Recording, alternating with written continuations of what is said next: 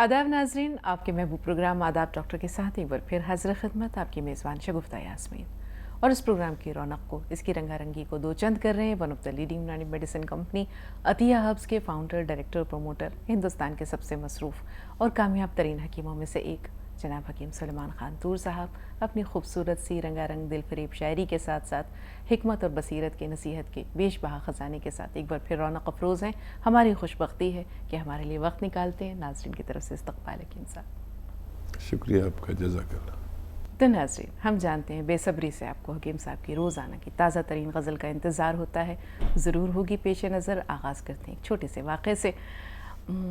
एक बादशाह था, उसका शहज़ादा था, एक बहुत प्यारा, बहुत अज़ीज़, क्योंकि इकलौता बेटा था उसका। उसने एक बहुत ही मशहूर एक उस्ताद थे उस ज़माने के, उनकी तरबियत में दिया और कहा कि आज से यह आपकी सरपरस्ती में, आपकी निगरानी में इसकी तालीम और तरबियत का ज़िम्मा आपके सुपुर्द करता हूँ। तो वो उस्ताद भी वाकई बहुत काबिल थे। उन्होंने रोज़ाना शहज़ादे की तरबियत में अपना खून जिगर सर्फ करना शुरू किया। एक दिन कहा उस शहज़ादे से कि बेटा, खामोशी में नजात है, जो खामोश रहा वो नजात पा गया। शहज़ादे ने इस बात को गांठ बांध ली। आहिस्ता आहिस्ता उसने बातें करना कम की और फिर एक वक्त ऐसा आया कि मुकम्मल तौर पर खामोश हो गया। अब बादशाह को और मलका को ये फ़िक्र हुई कि ये खामोश क्यों हो गया, क्या बीमारी है, क्या परेशानी है। सब के सब लग गए, वैद बुलाए गए, हकीम बुलाए गए, इलाज तलाश करने की कोशिश की, सबब तलाश करने की कोशिश की, लेकिन नाकाम रहे। वहाँ एक सन्यासी का भी गुज़र हुआ, एक दाना शख्स का। उन्होंने कहा कि बादशाह, इसके मामूलात पे नज़र रखिए, कभी तो कोई वक्त होगा जब ये अपने आप कुछ बोलेगा या कोई गैर मामूली हरकत इससे सरजद होगी। खैर, एक निगरान उसके साथ लगा दिया गया जो उसके शब व रोज़ पे नज़र रखता। एक दिन वो शहज़ादे के साथ सैर को गया। शहज़ादा बाग में बैठा हुआ था, दरख्त पर एक परिंदा भी बैठा हुआ था, खामोश। उधर से एक शिकारी आया। ऐन उसी वक्त उस परिंदे ने कुछ कह दिया। शिकारी ने ताक लगाकर निशाना लिया और वो परिंदा ये जा वो जा ढेर होकर ज़मीन पे गिर गया। तो शहज़ादे के मुंह से ये बात निकली कि ना ये बोलता ना ये मारा जाता।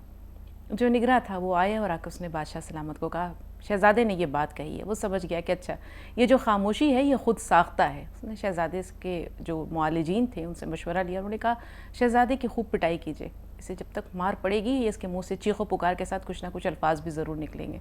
तो शहज़ादा मार खाता जा रहा था और कहता जा रहा था, परिंदा बोला तो मारा गया, मैं बोला तो मुझे जो है वो मेरी मार कुटाई हो रही है, मुझे सज़ा मिल रही है। ना वो बोलता तो ना वो जान से जाता, ना मैं बोलता तो ना मैं मार खाता। तो वाकई खामोशी में आफ़ियत है, लेकिन खामोशी भी एक हद तक ज़रूरी है। गुफ्तगू के आदाब होते हैं।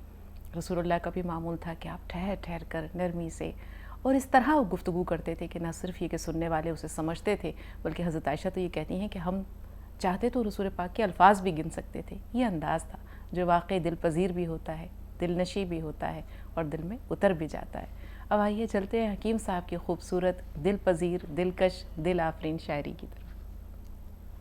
वही गज़ल का मतलब पेश करता हूँ कि ना साकी का, ना मैकश का, ना कोई जाम का मतलब। न साकी का, न मैकश का, न कोई जाम का मतलब, अगर समझे न कोई गर्दिशे अय्याम का मतलब। बेशक बेशक। अगर समझे न कोई गर्दिशे अय्याम का मतलब। और शेर देखें कि अभी मैं लुत्फ़ लेता हूँ किसी की तल्ख़ बातों से, अभी मैं लुत्फ़ लेता हूँ किसी की तल्ख़ बातों से, अभी समझा नहीं वो लज़्ज़त दुश्नाम का मतलब। सुभान अल्लाह, क्या कहने। अभी समझा नहीं वो लज़्ज़त दुश्नाम का मतलब। और किसी ने तख़लिया कहकर मुझे रोका तो मैं समझा। वाह वाह। किसी ने तख़लिया कहकर मुझे रोका तो मैं समझा, समझता ही कहाँ था मैं, समझता ही कहाँ था मैं भी ख़ासो आम का मतलब। मुकर्रर इरशाद, सुभान किसी अल्लाह। ने तख़लिया कहकर मुझे रोका तो मैं समझा, समझता ही कहाँ था मैं भी ख़ासो आम का मतलब। अभी तक के तजर्बों ने ये ज़ाहिर कर दिया मुझ पर, सरापा कामयाबी कोशिशे नाकाम का मतलब। वाह वाह वाह वाह। सरापा कामयाबी कोशिशे नाकाम का मतलब। अभी तो हुस्न से बस इश्क ने नज़रें मिलाई हैं, अभी है इब्तदा का तूर ना अंजाम का मतलब। क्या बात है हकीम साहब, सुभान अल्लाह, जज़ाकल्लाह। सुभान अल्लाह, सुभान अल्लाह। आखिरी शेर भी दिल पजीर, आपका जो उससे पहले का तखलिया जिससे शुरू हो रहा है मिसरा, वो भी दिल पजीर हकीम साहब। आपने कहा कोशिशें, हाँ कोशिशें नाकाम, ये कामयाबी का पहला जीना कहा जाता है। जहाँ इंसान को नाकामी होती है, जहाँ ठोकरें लगती हैं, वहीं से दरअसल वो कामयाबी का पहला जीना होता है। अपनी ज़िंदगी पर जब आप नज़र डालते हैं हकीम साहब, तो कैसा पाते हैं, क्या पाते हैं? ये इंसान का नाकाम होना बड़ा ज़रूरी है।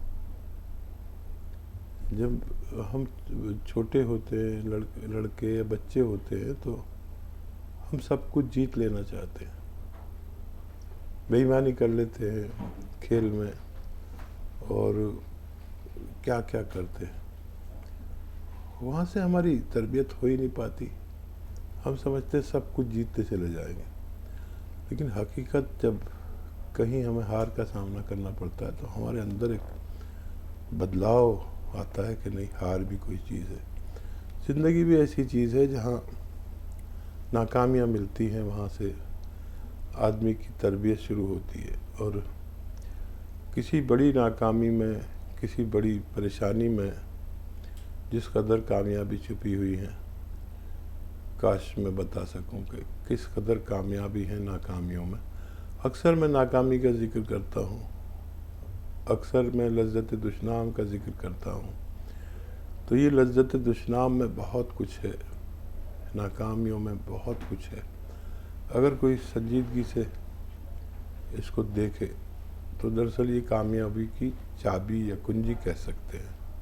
मेरा तो ज़ाती तजर्बा यही है कि इंसान का नाकाम होना बहुत ज़रूरी है किसी अपनी कोशिश में। अगर वो नाकाम हो गया तो समझ लीजिए फिर उस नाकामी से ना निकालना है, कामयाबी बच जाएगी। बिल्कुल हकीम साहब, कहते हैं बुरा वक्त आता ज़रूर है, लेकिन ये बताकर, सिखाकर, समझाकर बहुत कुछ जाता है। ये बताता है कि इस बुरे वक्त में, नामुसाइद हालात में कौन थे जो आपके साथ थे, कौन थे जो आपका साथ छोड़ गए।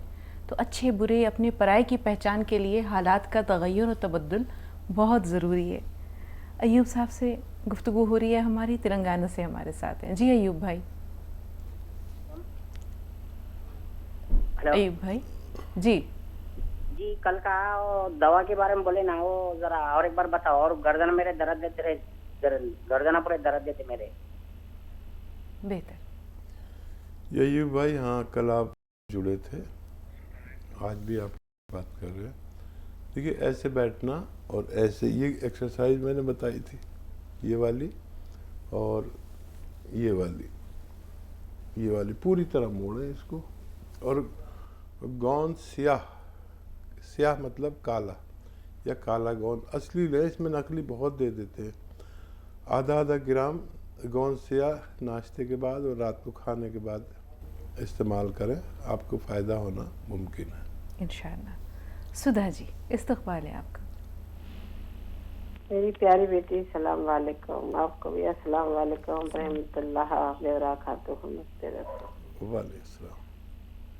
माशाल्लाह, देखिए हमारी किस्मत कितनी अच्छी है कि दो भाई आपकी मुझ से गजल सुन लेते हैं, और जब आप चले जाते हैं तो हमारा क्या हाल होता है हम बता नहीं सकते। दीवानगी सी छा गई है, आपकी दीवानी सुनना चाहते हैं, हर वक्त गजल लगता है, सुनते ही रहे।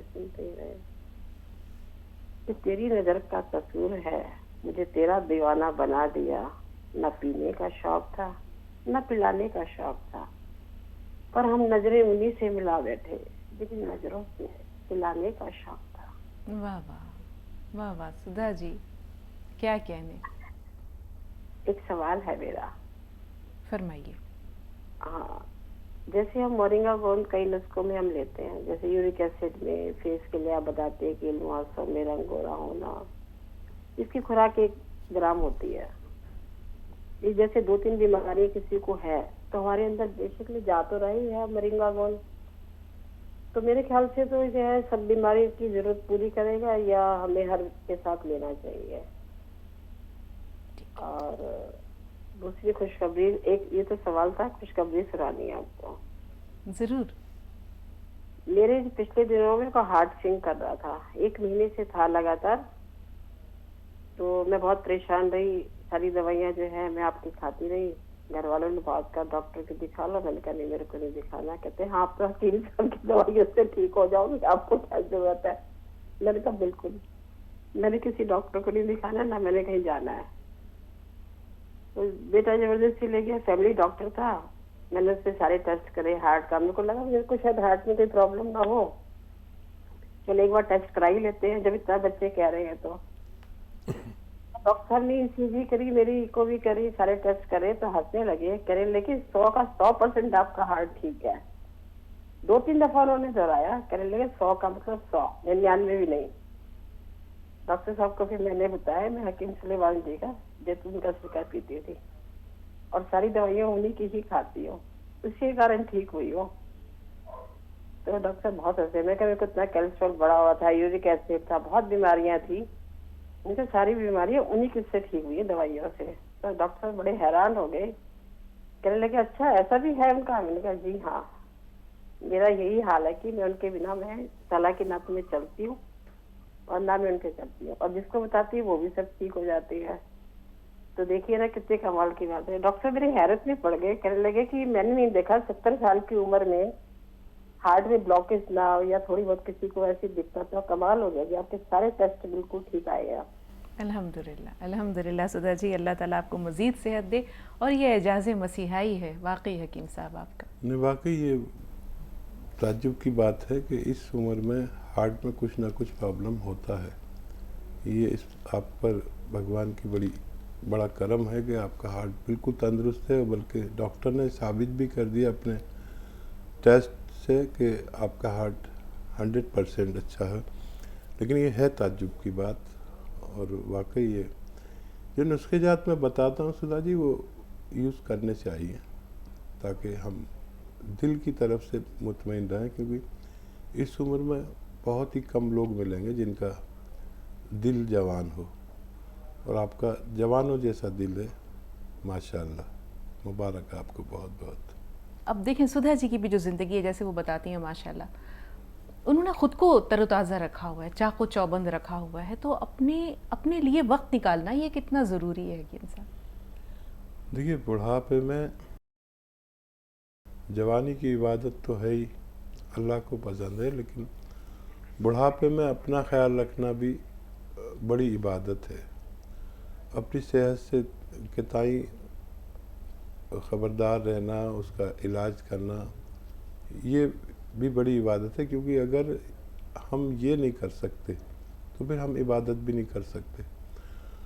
तो ये इबादत में शामिल हो जाता है बुढ़ापे में अपना ख्याल रखना। सब लोगों को बुढ़ापे में अपना ख्याल ज़रूर रखना चाहिए, सुधा जी की तरह।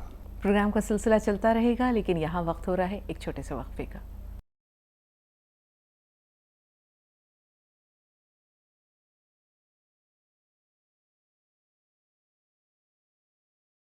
ब्रेक के बाद एक बार फिर आपका इस्तकबाल, और इस्तकबाल के साथ साथ एक बार फिर वालिहाना पुरतपाक खैर मकदम हकीम साहब आपका। शुक्रिया आपका, जज़ाकल्लाह। एक कॉलर है हमारे साथ, अपना नाम बताइए। नाबिगा। जी नादिरा साहिबा, फरमाइए। नहीं नाबिगा, पहले ही बात हुई आपसे। नाबिगा साहिबा, इस्तकबाल इस्तकबाल इस्तकबाल, मरहबा, हाँ। फरमाइए फरमाइए। शगुफ्ता पहले तुमसे बात करी थी। जी जी, आप और बखूबी अब मैं याद हैं, हकीम- फरमाइए। जी, अब मैं हकीम साहब से बात करूंगी, क्योंकि मेरी तमाम जरूरतों का मदावा हो जाता है आपके प्रोग्राम में। इत्तेफाक आता है, मैं अकेली घर पर रहती हूँ, बच्चे चले जाते हैं, टीवी खोल देती हूँ, आवाज आती रहती है, सुनती रहती हूँ, सारे प्रोग्राम देखती हूँ। जी। और हकीम साहब और तुम दोनों, तुम्हें दुआ, हकीम साहब को सलाद के मेरे छोटे भाई से बहुत ज्यादा मैच करते हैं। ये मैं प्रोग्राम इसलिए देखती हूँ, हकीम साहब मेरे छोटे भाई से मैच करते हैं। हम तीनों बहने हैं, 3 बहनें, तीनों ही हकीम साहब का प्रोग्राम इसलिए देखते हैं, भाई दिन रहते हैं। मैं सब रीना त्योहार हूँ, तो 2 बहनें इत्तेफाक से त्योहार भी है, करीब भी। हम तीनों ही बहनें हकीम साहब का प्रोग्राम इसलिए देखते हैं कि हम अपने भाई को भी देख रहे हैं, और प्रोग्राम में बहुत ज्यादा मतलब प्रोग्राम इसलिए कोई अपना सवाल नहीं करती, तमाम प्रोग्राम देखकर सारी चीजों का मदावा हो जा रहा है, सब चीजों का मदावा हो जाता है, माशाअल्लाह। है ना। इसलिए मैं जो सुनती हूँ उसी से अपनी जरूरत पूरी कर लेती हूँ। और मैं भी इतनी ही दुआ हूँ आप दोनों के लिए, जिसमें आप और नाज़रीन जज़ाकल्लाह। अपने भाई होने की वजह से, मैच होने की वजह से उससे भी ज्यादा तो दुआ करती हूँ आप लोगों के लिए। बहुत शुक्रिया। बस। जज़ाक। बस मैंने इतना ही ये पैगाम आपको पहुँचाया है। जज़ाकल्लाह खैर। देखिए किस किस पत्थर कहा गया, कभी शीशा कहा गया, दिल जैसी एक चीज़ को क्या क्या कहा गया। वाह वाह। तो देखिए किसी को मैं अपना भाई भी नज़र आता हूँ, किसी को मैं अपना दोस्त नज़र आता हूँ, और मोहब्बत के कई रूप है। वाकई कई लोग मुझे अपने अजीज़ों के रूप में देखते हैं, और ये मोहब्बत की अलग अलग निशानियां हैं जो हमारा प्रोग्राम दरअसल अल्लाह ने उस नौइयत पर कर दिया जहाँ जिसकी हमने उम्मीद भी नहीं की थी। और आप लोग जुड़े रहें हमारे साथ, हम भी आपके लिए दुआ गो रहेंगे इंशाअल्लाह, और आपके पैमाने पर पूरा उतरने की कोशिश करेंगे इंशाअल्लाह। आपकी एक और बहुत प्यारी हमशीरा दयावती जी फ़ोन लाइन पर मौजूद हैं। जी दयावती जी, इस्तकबाल आपका। सलाम वालेकुम बहन। वालेकुम अस्सलाम। सलाम वालेकुम भाई साहब। वालेकुम सलाम, खुश आमदीद, स्वागत है आपका। थैंक यू भाई साहब। भाई साहब, ये जो मेरा रिश्तेदार था ना जिसका पैरालाइज था, वो काफी ठीक हो गए। थोड़ा सा हाथ में रह रहा है, तो वे बार बार पूछते हैं कि मैं कितने दिन और दवाई खाऊं, और एस्केर कैप्सूल खाए या गोंदसिया खाए, और वो नमक जैतून भी ले सकते हैं, ये भी बता दो, और अलसी भी खा सकते हैं क्या। और उनको ना थोड़ी सी कमजोरी आ रही है, तो उसको उनको ये उन्नाव, अलसी, सबिस्तान और पीपली मिला कर ये नुस्खा दे सकते हैं क्या। ठीक है। और भाई साहब, मजबूत इंसान को देखकर लोग सोचते हैं कि ये कभी टूटता क्यों नहीं है, लेकिन लोग ये नहीं जानते कि बहुत टूटने के बाद ही वो इतना मजबूत बन जाता है। क्या बात कही Thank you, है, भाई साहब। वाकई बहुत अच्छी बात कही है, बहुत गहरी और पते की बहुत बात। गहरी बात कही है। हाँ देखिए, एक तो वो थोड़ा सा रह गया है फालिज का असर उनको, तो एक्सरसाइज हाथ की ज़रूर कराएं। और वो नुस्खे के बारे में आपने पूछा है, सपिस्तान वाला, तो उन्हें दे सकते हैं एक खुराक रोज़ाना, और सिरका ज़रूर पिलाएं, सिरके वाला नुस्खा उनको ज़रूर पिलाएं। और नसों में और पट्ठों में, जोड़ों में ताकत के लिए गौसिया भी कम से कम एक खुराक रोज़ ज़रूर खाया करें, और हो सकता है 1-2 महीने वो मुकम्मल अच्छे हो जाएं। नमक जैतून भी चाहें तो वो ले सकते हैं, उससे भी हमारे खून की सफाई रहती है, और बहुत जल्द वो पूरे तंदुरुस्त होने वाले हैं, ऐसा मैं उम्मीद करता हूँ। और फिर आपके मरीज़ हैं वो, आप उनका इलाज कर रहे हैं, भगवान हमारी नहीं तो आपकी ज़रूर इज़्ज़त रखेगा, वो मुकम्मल अच्छे होंगे एक दिन, ऐसा मेरा विश्वास है। बहुत धन्यवाद हमारे साथ जुड़ने के लिए। बिल्कुल। एक कॉलर है यूनुस साहब फ़ोन लाइन पर, फ़िलहाल तो आपसे हम बात कर रहे हैं यूनुस भाई। मौका मिला तो दयावती जी ने जो बड़ी गहरी बात की है, उसके समंदर, उसके उम्क़ को, उसकी गहराई को नापने की कोशिश करेंगे। वालेकुम भाई। वालेकुम अस्सलाम। वालेकुम सलाम। वो बच्चे को एक्सीडेंट हुआ था 2-4 साल पहले, तो लड़का के चलता है, वो नसों की प्रॉब्लम बताई थी। कितना बड़ा बच्चा है? 30 साल का है सर, 30-32 साल का। ठीक है, ठीक है। हाँ, परेशान ना हो, अगर गौंस या असली ले सकते हैं तो आधा ग्राम सुबह नाश्ते के बाद और आधा ग्राम शाम को खाने के बाद बच्चे को दिया करें। इंशाल्लाह बच्चा पहले की तरह तंदुरुस्त होना मुमकिन है। बहुत सारी दुआएं भी बच्चे के लिए। साजदा साहिबा अगली कॉलर झारखंड से। जी बहन, बताएं क्या सवाल है। हेलो जी बहन, फरमाइए। अस्सलाम वालेकुम। वालेकुम अस्सलाम। वालेकुम सलाम। जी, आवाज़ बहुत कम आ रही है, मैं बोल रही हूँ। हमें तो बहुत अच्छी आवाज़ आ रही है। शायद 55 साल है, मरीज हैं। हाँ। उन्हें शुगर फास्टिंग में ज़्यादा रहती है, और थायराइड का नुस्खा ले रहे हैं, और कुव्वत मुदाफ़ियत का नुस्खा ले रहे हैं, और साइटिका के लिए सूरनजान शीरी का नुस्खा ले रहे हैं। तो थायराइड और कुव्वत मुदाफ़ियत के नुस्खे नाश्ता से पहले के हैं, तो उन्हें दोनों नुस्खा एक साथ कैसे लें? और दूसरा सवाल है, जी एक खातून को आपने बताया था 100 ग्राम लाजवंती और अलसी 100 ग्राम, एक चुटकी नमक जैतून 2 गिलास पानी में मिला करके लेना है। तो ये उन्होंने कहा कि नमक जैतून मैं नहीं ले पाऊंगी, नमक जैतून की जगह कोई सस्ती चीज बता दीजिए। जी ठीक है।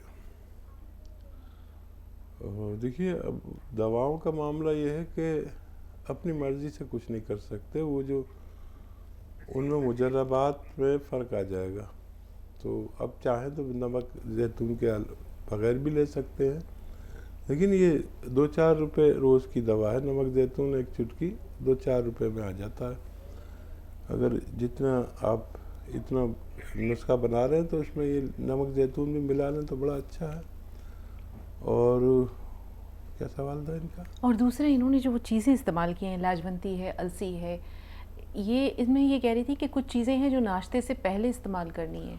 हाँ, देखिए, थायराइड और साइटिका हाँ, थायराइड के लिए आप अपनी थायराइड की दवा लें और उसके आधा घंटे बाद नुस्खा ले लें थायराइड का, तो इस तरह आप ले सकते हैं, फ़ायदा आपको मुमकिन है। जी। गुलबर्गा से नसीम, फरमाइए क्या सवाल है? वालेकुम अस्सलाम। वालेकुम। जी, आपकी आवाज़ पूरी तरह पहुंच नहीं रही है हम तक। होठ फट रहे हैं, होठ फटे। होठ फट रहे? हाँ, तो क्या उसके लिए लगाना चाहिए होठ को? ठीक ठीक, थोड़ा सा आवाज़ में प्रॉब्लम थी हकीम साहब, होंठ फट रहे हैं शायद। अच्छा, देखिए, 2 चम्मच नारियल का तेल आप पी लें या खा लें रोज़ाना एक बार, और वही नारियल का तेल आप अपनी नाभि में, ये टुंडी होती है ना, यहाँ थोड़ा सा लगा लिया करें रोज़ाना। आपकी ये परेशानी अच्छी होना मुमकिन है।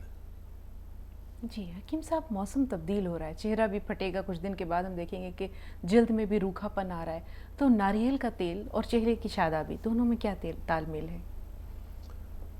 हाँ, देखिए, ये जो जितने भी ऑयल्स हैं, ये ऑयल्स हमारे जिस्म के स्किन में शामिल रहते हैं विटामिन ई के रूप में। विटामिन ई के कैप्सूल भी आते हैं, विटामिन ई ये तेलों में भी होता है। तो ये तेल ऐसा है कि ज़रा जल्दी से फ़ायदा करता है। तो अगर आप इसको लिया करें तो आपकी स्किन पुरबहार रहती है। और जब विटामिन ई की कमी होती है तो हमारे होंठ खुश्क होते हैं और वैसे भी खुश्की आती है स्किन में भी। लेकिन सर्द मौसम में जब हमारी स्किन खुश्क होने लगे तो अपनी ज़रूरत के मुताबिक जिल्द पर इसकी मालिश भी हल्की सी कर सकते हैं, जहाँ जहाँ ज़्यादा जिस स्किन फटने लगती है। तो जिस तरह आप इस्तेमाल कर सकते हैं कर सकते हैं। जी, कुछ लोग ये सवाल करेंगे हकीम साहब कि नाफ में तेल लगाने की ताकीद क्यों की? नहीं, नाफ वो रास्ता है जहाँ से पहली खुराक इंसान को पहुँचती है। सही। पेट में बच्चा होता है तो एक नाल होता है जो माँ से जुड़ा हुआ होता है। तो मुंह से तो बच्चा खा नहीं सकता, इसलिए नाफ के ज़रिए उसकी वो खुराक पहुँचती है। ये वही रास्ता है जो माँ ने आपको दिया होता है। और जब दुनिया से राब्ता होता है इंसान का तो वो जो एक पाइप जो जुड़ा हुआ होता है उसको काट कर उसको टुंडी की शक्ल दे दी जाती है। तो इसमें तेल लगाने से हमारे होठों पर फ़ायदा मुमकिन है। चल रहे हैं फरीदा साहबा के पास। बताइए बहन, क्या सवाल है? अस्सलाम वालेकुम। वालेकुम अस्सलाम। वालेकुम। हाँ, हकीम साहब से बात करनी है। मेरी एक बेटी है 8 साल की। हाँ। और जब बोलती है तो ततला के बोलती है, साफ नहीं बोलती है हकीम साहब। ठीक है, ठीक है। देखिए, बच्ची को रोगन बादाम शीरी कहते हैं। मीठे बादाम का तेल खरीदें, अच्छा वाला खाने वाला, या निकल वाले बादाम का तेल अपने सामने। मुंबई में तो सामने भी निकाल के दे देते हैं, मशीनें जगह जगह लगी हुई हैं। तो 1 चम्मच उसे रोज़ाना दूध में मिला के पिला दिया करें। इंशाअल्लाह उसको बहुत जल्दी इसका तुतलाना जाना चाहिए। प्रोग्राम का सिलसिला जारी उसारी है नाजरीन, एक और छोटा सा ब्रेक दरकार है, ब्रेक के बाद मिलते हैं।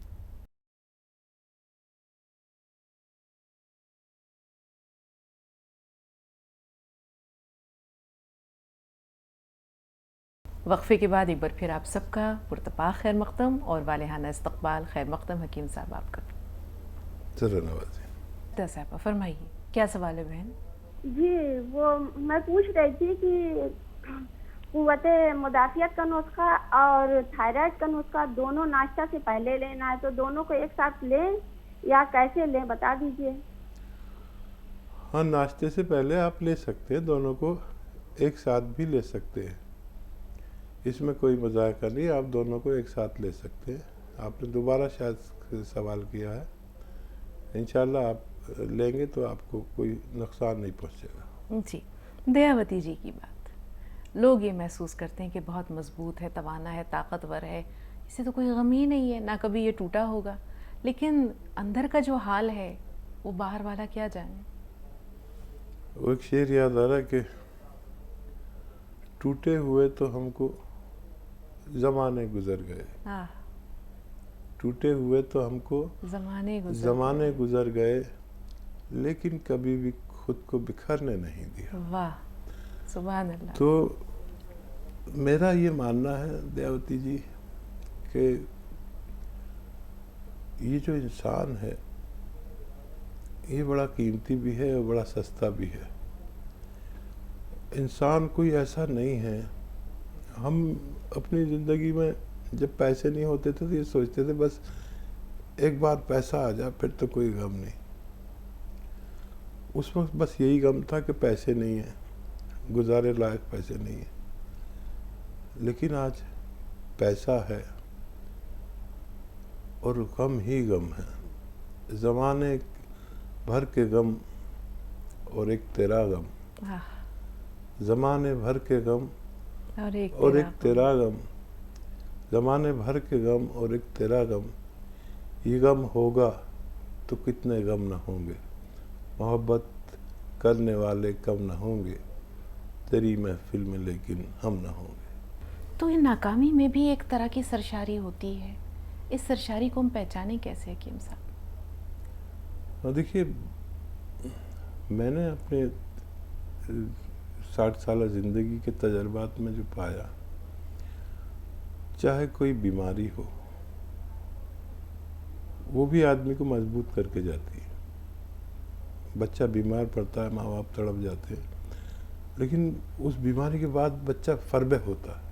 कभी आपने देखा होगा और आपके शायद बुजुर्गों ने बताया भी होगा, अब ये फरबे हो जाएगा, से नज़ला हो गया, बुखार हो गया, चेचक निकलेगी, तो माँ तो ऐसी तड़प जाती है माँ बाप के, अरे इसके चेचक निकल रही, अब 3 दिन तक इसको ऐसा बुखार आएगा, ये होगा वो होगा। लेकिन बड़ी बूढ़ियाँ आके कहती हैं कि अब ये बच्चा फरबे हो जाएगा। फिर तकालीफ जो है ये बड़ा अहम किरदार करती है इंसान की ज़िंदगी में।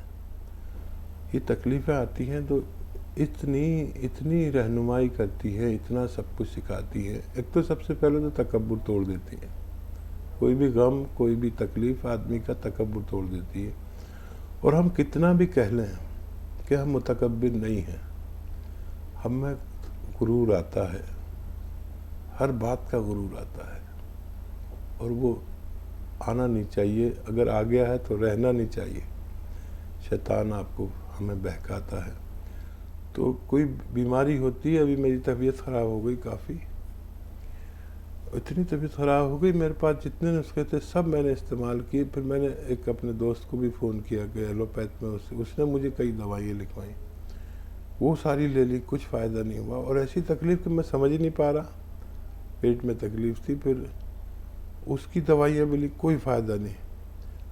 2 दिन हो गए मुझे तकलीफ़ उठाते हुए, सारी दवाइयाँ, सारे डॉक्टर, मेरे पास खुद बेशुमार डॉक्टर हैं, सबके मशवरे लिए, और काम आई एक ऐसी मामूली सी दवा जिसके खाते ही मैंने सोचा कि ये दवा मैंने सबसे पहले क्यों नहीं ली जब मैं तकलीफ़ में था। उस मामूली दवा को मैं इग्नोर करते हुए और दूसरी अच्छी दवाइयाँ ले रहा था जो मेरी नज़र में बेहतर थी। तो उसने मेरा तकब्बुर तोड़ा कि इतने बड़े हकीम बने फिरते हैं और एक पेट में तकलीफ़ है, उसका इलाज नहीं कर पा रहे। ये तकब्बुर टूटना बहुत ज़रूरी है इंसान का। इंसान बहुत नाशुक्रा, बड़ा मुतकब्बिर है। अल्लाह हम सबको इस घमंड से, इस तकब्बुर से निजात दिलाए। हकीम साहब, आप अपनी जो कैफियत बयान करते हैं कि आप नींद में हुआ करते थे तो आप इबादत शुरू कर देते थे, ज़िक्र अस्कार हालत यानी नींद की हालत में जो है आपके ज़ुबान पे जारी हो जाया करते थे। तो टूटने के बाद जब सारे सहारे साथ छोड़ जाते हैं तो एक वही तो है जो नहीं छोड़ता। वो जब टूटने के बाद इंसान मुस्कुराता है तो ऐसा महसूस होता है कि इसको किसी ने थाम लिया है, और वो थाम लेने वाली ज़ात अल्लाह की होती है। उस वक्त बंदा खुद को कैसा महसूस करता है जब कोई नहीं है तो वो है? देखिए, ऐसा होता है कि कुछ लोगों पर बड़ा भरोसा होता है आदमी का, और मैं यहाँ से चला गया बॉम्बे, तो मेरी एक अजीज़ा ने मुझे 5,000 या 10,000 रुपये भेजे, और वो मेरे बड़े काम आए। जब एक बिल्डिंग बनती है तो उसमें बहुत सारे लोग लगते हैं, और नाम उसका होता है जिसकी बिल्डिंग होती है, कॉन्ट्रैक्टर का भी नहीं होता, और मज़दूर का भी नहीं होता, गारा बनाने वाले का भी नहीं होता। तो मैंने बताया था कि ऐसे हालात कि जब मेरा बच्चा मर गया और लोगों ने इतना नापसंद किया कि चंद कदम पर मेरे सब अजीज़, मेरे ससुराल, मेरा महकाज जो भी कहिए, और वो उस बच्चे को मैं अकेला लेकर जब कब्रिस्तान गया तो मुझे मेरे सामने से दुनिया बिल्कुल साफ नंगी नज़र आने लगी कि वाकई सिर्फ अल्लाह है, और जो कुछ करना है तुझे करना है। मैं उसको अपने हाथ से गड्ढा खोद कर कब्रिस्तान में दफना कर जब लौटा तो मेरी ज़िंदगी बदल चुकी थी। अब मैंने हिजरत की, यहाँ से दिल्ली से हिजरत की, बम्बई पहुँच गया। बेयारो मददगार एक अजीज़ ने मुझे कुछ पैसे पहुँचवाए मेरे बहुत मना करने पर, और फिर वो पैसों का जिक्र उन्होंने सब में कर दिया कि मैं मदद करता हूँ। मैंने उनसे कहा भी मैं आपके पैसे मेरे पास रखे हुए हैं, मैंने इस्तेमाल नहीं किए हैं, आप अपने पैसे ले लीजिए। लेकिन जब तक उन्होंने सब में बात फैला दी थी कि मैं मदद करता हूँ। बहरहाल मैंने अल्लाह से एक वादा किया कि या अल्लाह, मैंने हिजरत की है और ऐसे शहर में आया हूँ जहाँ कोई किसी को नहीं पहचानता, और अब मैं किसी से मदद नहीं लूँगा सिवाय तेरे। अगर तू मुझे खिलाएगा तो मैं खाऊंगा, मेरे पास कोई रास्ता नहीं है।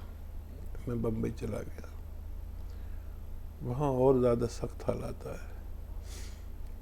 बहुत बार ये हुआ कि फुटपाथ पे सो गए, और बेशुमार बेहिसाब ये हुआ कि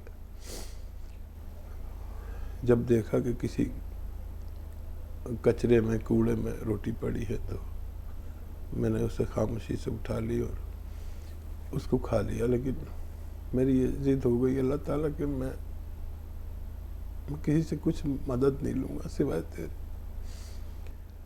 फिर अल्लाह का एहसान शुरू हुआ, और कभी वो मैं थोड़ी ज़्यादा रोटी पड़ी हो तो मैं ज़्यादा उठाकर उसे सुखा लूँ कि कहीं ऐसा ना हो कि ये रोटी कभी कोई नहीं डाले तो मेरी भूख कैसे मिटेगी, क्योंकि किसी से मदद नहीं लेनी थी।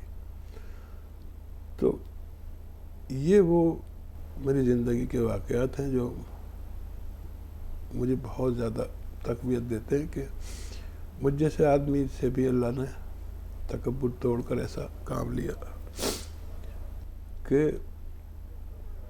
अल्लाह से मेरा वादा कह लीजिए, जिद कह लीजिए, मैंने किसी से कभी कुछ नहीं मांगा, सिर्फ अल्लाह से। और अल्लाह ने फिर मुझे ऐसी मदद की कि मेरे घर से हज़ारों घरों तक रिस्क पहुंचा, ये अल्लाह की शान है।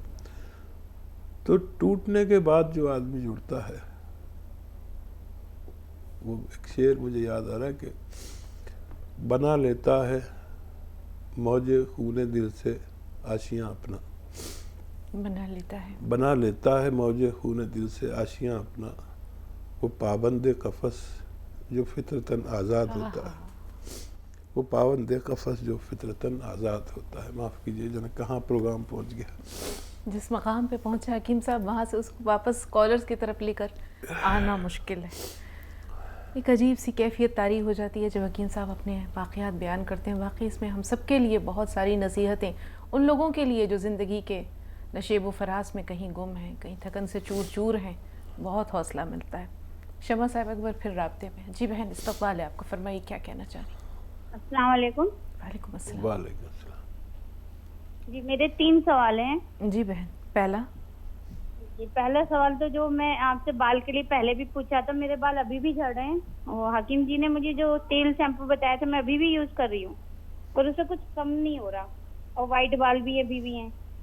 ठीक। और दूसरा सवाल ये है, मेरे पापा है, उनके जो कमर से लेके कूल्हे से लेके घुटने तक बहुत दर्द रहता है। हमने डॉक्टर से ब्लड चेक करवाया जी, तो उसमें ये बता रहे कि इनको थायराइड भी है और कोलेस्ट्रॉल भी है उनमें। डॉक्टर से दवाई भी चली रही है, आराम नहीं मिल रहा है।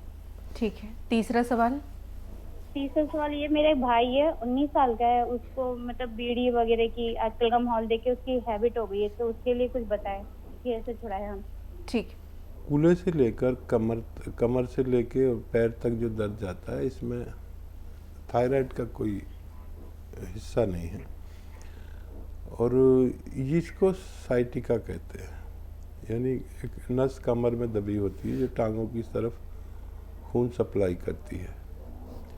इसके लिए आप गौनसिया लें और आधा ग्राम वालिद साहब को खिलाएं 2-3 महीने तक, तो आपको वालिद को फ़ायदा मुमकिन है।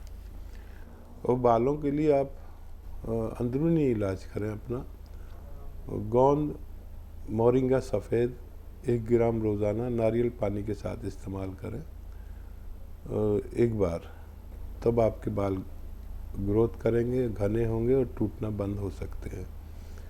और देखिए, बीड़ी सिगरेट के लिए बच्चे में हौसला अगर होगा तो वो छोड़ सकता है, वरना आप कितनी भी दवाइयाँ खिला लें और कितना भी समझा लें, अगर हौसला होगा, गैरतमंद होगा, तो वो बच्चा बीड़ी सिगरेट छोड़ सकता है। नुस्खा उसके लिए कोई नहीं है।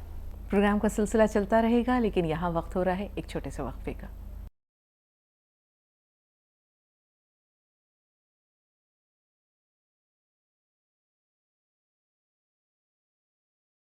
ब्रेक के बाद एक बार फिर आपका इस्तकबाल, और इस्तकबाल के साथ साथ एक बार फिर वालिहाना पुरतपा खैर मकदम हकीम साहब आपका। शुक्रिया आपका, जज़ाकल्लाह। उस्मान भाई दिल्ली से। जी उस्मान भाई फरमाइए। अस्सलाम वालेकुम। 2017 से मैं लगातार हकीम साहब से बात करना चाह रहा था। हाँ। क्योंकि मैं लफ्ज़ हकीम से बिल्कुल नफिर हो गया था, और जब इनका प्रोग्राम देखा तब मुझे महसूस हुआ कि कुछ हकीम ऐसे भी हैं जो अपनी रिसर्च, अपना सब कुछ अपने जब जेब में रखते हुए अल्लाह को प्यारे हो जाते हैं। बिल्कुल बिल्कुल उस्मान भाई, इसमें कोई शक नहीं है कि हकीम साहब हमेशा ऐसे देसी नुस्खे बताते हैं जो एक आम इंसान की दस्तरस में भी होते हैं, उसके घर में मौजूद होते हैं। कई नुस्खे मैंने बना के खुद इस्तेमाल किए हैं जी। मैं तकरीबन 1.5 साल से मैं बेड पे था जी। तो अब मैं इस्तेमाल किया गोंसिया, तो अल्लाह के फजल करम से मैं उठ खड़ा हुआ। माशाअल्लाह माशाअल्लाह। तो मैं 26 तारीख को 75 का हो जाऊंगा इंशाअल्लाह। सुभान अल्लाह, इंशाअल्लाह अल्लाह आपको मजीद दराजी उम्र अता करे, सेहत और आफियत के साथ। और जब भी मैं लगाऊंगा लाइन एक बार तो हुआ कि मैं लाइन पे हूँ, साजदा बोल रहे हैं, बोलिए क्या है, हमने बात करना, हमने आपका नाम इन्वॉल्व कर लिया, फिर जाएगा वहाँ तो फिर आप बातों लोग अगर ये हुए तो मैं इधर एक महीना से यानी 1 महीना क्या 2 महीना मैंने गोंद यानी मैं शुगर का भी पेशेंट हूँ, तो स्टेट का भी पेशेंट रहा हूँ। मैंने अपना जब पेशाब बंद हो गया था तो वहाँ 6 दिन, आप थोड़ा वक्त देंगे मुझे मेरी बात सुनने के लिए? जी हकीम साहब इजाज़त चाह रहे हैं कि वक्त थोड़ा सा आपका लेना जी चाह जी रहे हैं। जी, आप पूरी बात करिए। जी हाँ, मैं मोबाइल पे सुन रहा हूँ, टीवी बंद कर रखा है। अच्छा। तो वहाँ उन लोगों ने 3 दिन हमें रखा, उसके बाद से एक दवा दी कि पहले ये खा के आइए तब हम आपका प्रोस्टेट ये करेंगे, निकाल देंगे।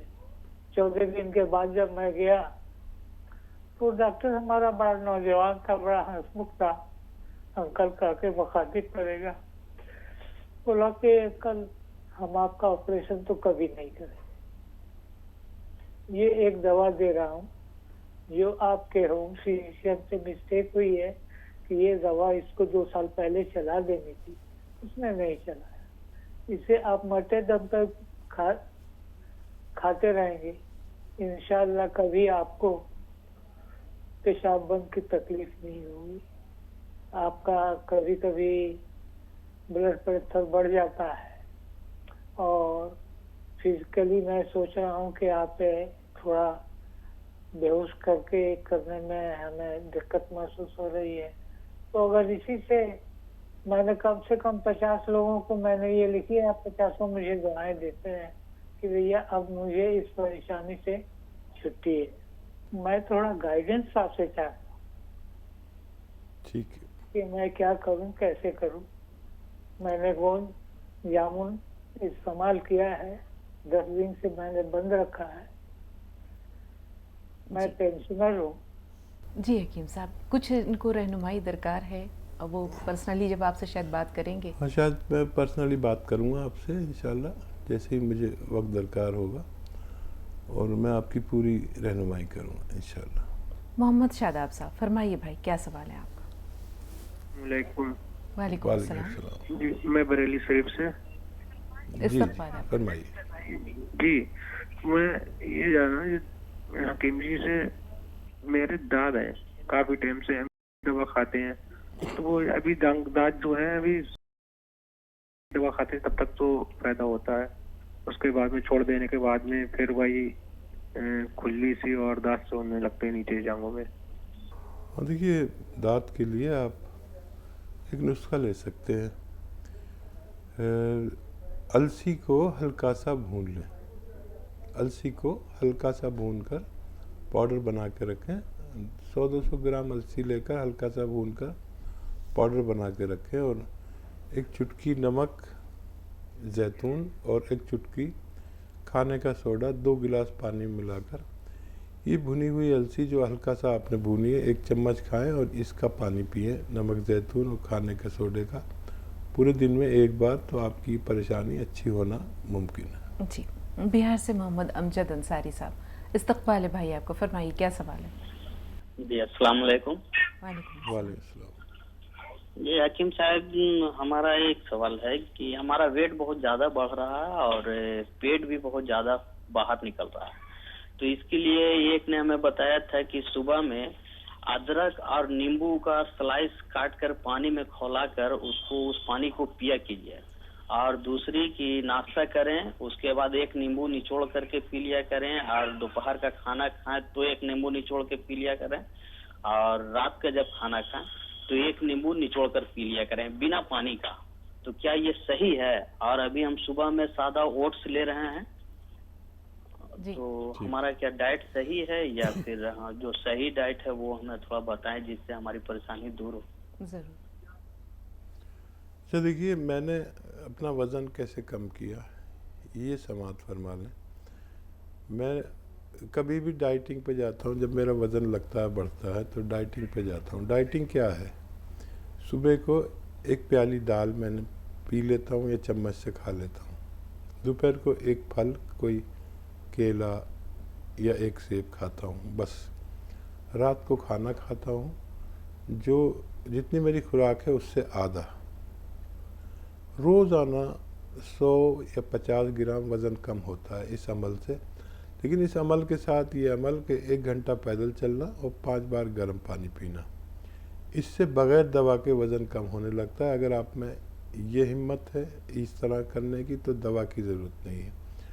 और हाँ, नींबू हो या कोई भी खट्टी चीज़ हो वो वज़न को या चर्बी को काटने की सलाहियत रखती है। लेकिन एक नुस्खा ऐसा है, 1-2 नुस्खे आपको बता देता हूँ। एक तो आता है ज़ीरे का सिरका।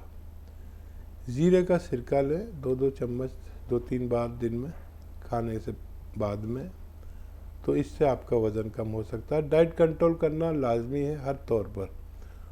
और एक आता है आपके किचन में खाने का सोडा, आपने देखा होगा, मीठा सोडा किसे कहते हैं। 1 चुटकी खाने का सोडा, 1 चुटकी नमक ज़ैतून 2 गिलास पानी में मिलाएं और ये पानी पी जाया करें दिन में 2 बार, खाने से पहले या खाने के बाद। इससे भी बहुत तेज़ी से वज़न कम होता है। बाकायदा चर्बी यानी ज़ाया होती है आपके जिस्म से और पेट का हिस्सा सबसे पहले कम होता है। जी, सैफुल्लाह साहब बेंगलोर से। इस्तकबाल भाई। अस्सलाम वालेकुम। वालेकुम अस्सलाम। वालेकुम हकीम साहब। वालेकुम अस्सलाम व रहमतुल्लाहि व बरकातहू। जी जी हकीम साहब। हकीम साहब, मैं शुगर की दवा खा रहा हूँ जी। आपके गोंद खा रहा हूँ, जामुन गोंद। अभी मुझे नार पेट है ना 70 से 80 रहता है और खाने के बाद 90 से 100 रहता है। अभी मैंने दवा स्टॉप कर दिया है, 8 दिन से नहीं खा रहा हूँ, तो भी उतना ही है। और मुझे क्या दवा कंटिन्यू करना है या रोकना है? और एक सवाल है जी। मैं पी केयर ले रहा हूँ और वो 6 चीजों का चूरन बना के रखा है हमने जी। हाँ, जीरा, मेथी और उसके साथ नमक जैतून भी ले रहा हूँ। सुबह नारपेट ले रहा हूँ वो जी। उसके बाद पी केयर है ना शाम को खा रहा हूँ। मुझे क्या होता है हकीम साहब, जब भी मैं नारपेट कुछ भी करता हूँ, चलता हूँ तो कुछ भी होता नहीं, अच्छा रहता हूँ। 1 किलोमीटर तक चल सकता हूँ, 10 किलोमीटर भी चल सकता हूँ, आधा 1 घंटा चलता हूँ मैं सुबह का टाइम। खाने के बाद अगर मैं थोड़ा भी चलूंगा ना तो गैस से छाते चढ़ के और छाता दबाई जैसा होता है, मुझे तकलीफ होती है। हाँ, उसका थोड़ा बताइए हकीम साहब। और मैं वो सुबह ये दवा क्या नमक के इसे नीम गर्म पानी से लेना है या ठंडे पानी से लेना है? और डकारें बहुत आती हैं मुझे, ये बताइए। और मैं खट्टा नहीं खा रहा हूँ, खट्टी चीज के लिए मना किए हैं। और दही, दूध, छाछ इसके लिए मना किए हैं, वो नहीं ले रहा हूँ मैं। ठीक। अगर कुछ भी दाल वाल खा लेता हूँ तो मुझे तकलीफ बहुत होती है। ठीक है भाई, सुनिए हकीम साहब क्या फरमा रहे हैं। अच्छा देखिए, शुगर तो शायद आपकी ठीक ही हो गई। आप नज़र रखें अपनी शुगर पे। मेरे ख्याल से आपकी शुगर ठीक हो चुकी है, क्योंकि आपकी शुगर अगर 90 तक भी आती है ना तो खाली पेट, और 140 तक भी आती है खाना खाने के बाद, तो आप नॉर्मल कहलाते हैं। आपकी उससे भी कम है तो शायद आपकी शुगर अल्लाह ने पूरी तरह अच्छी कर दी। और गर्म पानी पिया करिए 5 बार।